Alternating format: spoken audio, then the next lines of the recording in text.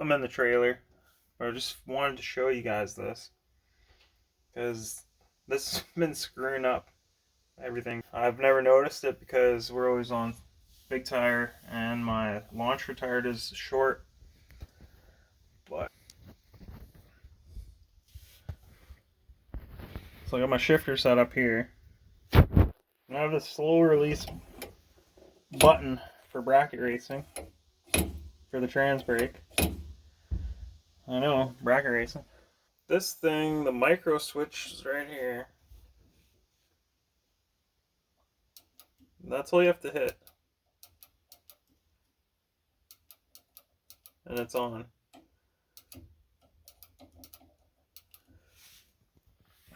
So what's been happening is I bang this thing in a second when I'm racing, like that. I don't know if you saw that.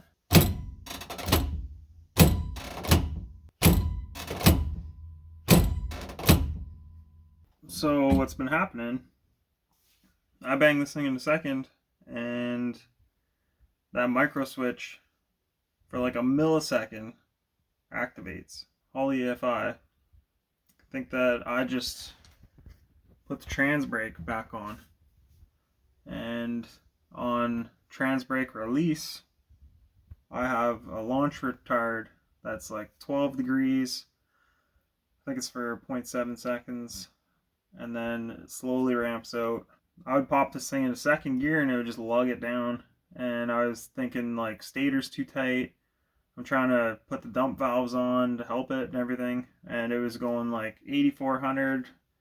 I would shift and it would pull it all the way back down to like 62, 64 sometimes. Like way too much shift drop. And then it would slowly ramp out of there.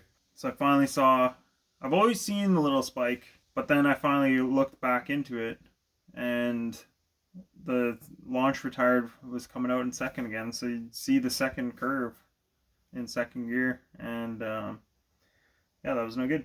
So I disconnected it for now,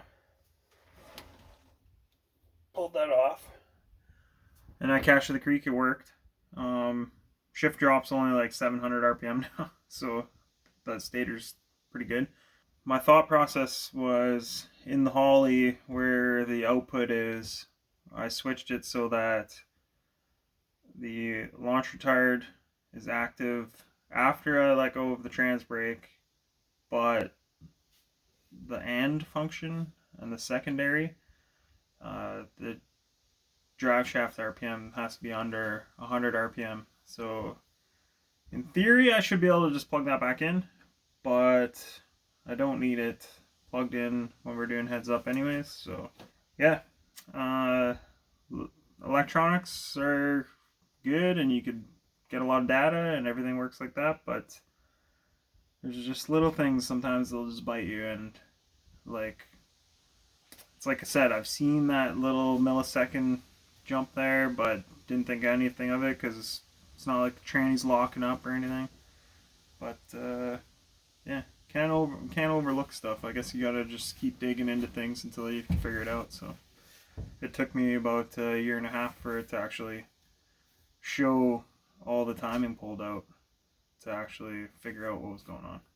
And so I think that was a Apex button, or it might be the Terminator button.